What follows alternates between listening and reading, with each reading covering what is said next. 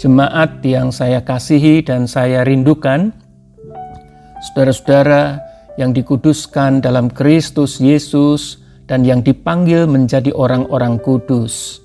Salam sejahtera dari Allah Bapa kita dan dari Tuhan Yesus menyertai kita sekalian.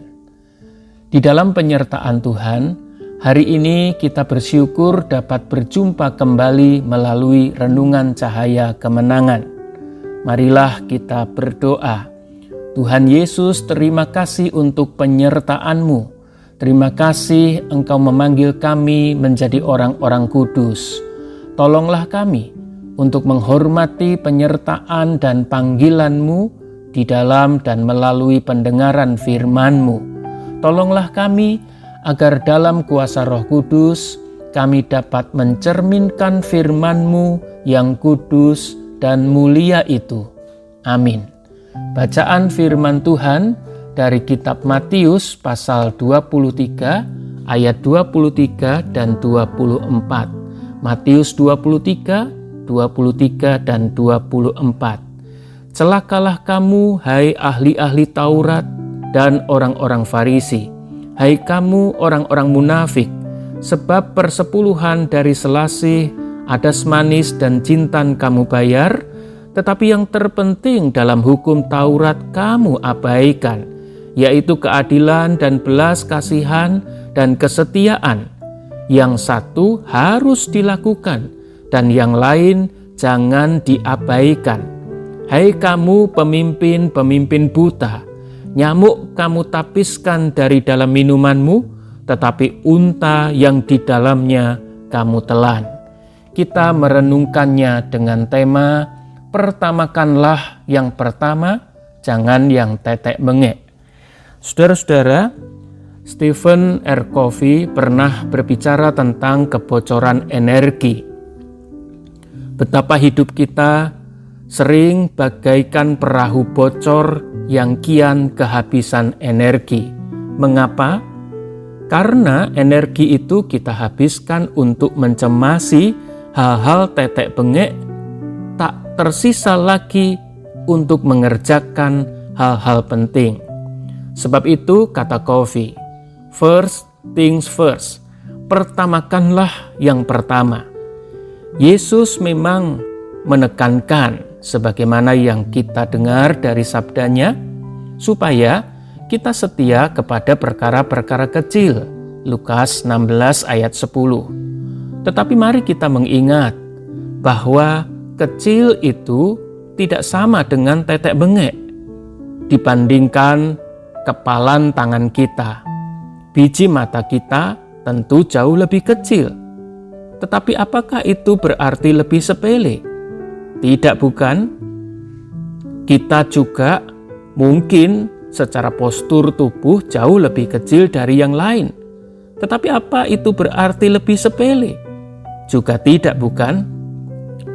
Stanley Jones pernah menuliskan sebuah ilustrasi mengenai bagaimana memberi perhatian berlebihan kepada yang relatif sepele bisa mengakibatkan orang tertutup kepada yang jauh lebih penting.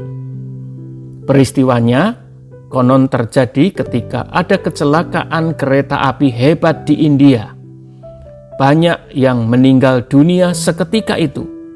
Jauh lebih banyak lagi yang terluka parah. Tanah segera merah bersimbah darah. Udara sesak oleh erangan mereka yang terluka. Di tengah-tengah suasana yang memilukan itu, terdengar ratapan seorang ibu yang berseru berulang-ulang, "Oh, sepatuku yang 75 rupiah. Mana sepatuku yang 75 rupiah?" Kepedulian ibu itu terserap pada sepatunya yang 75 rupiah.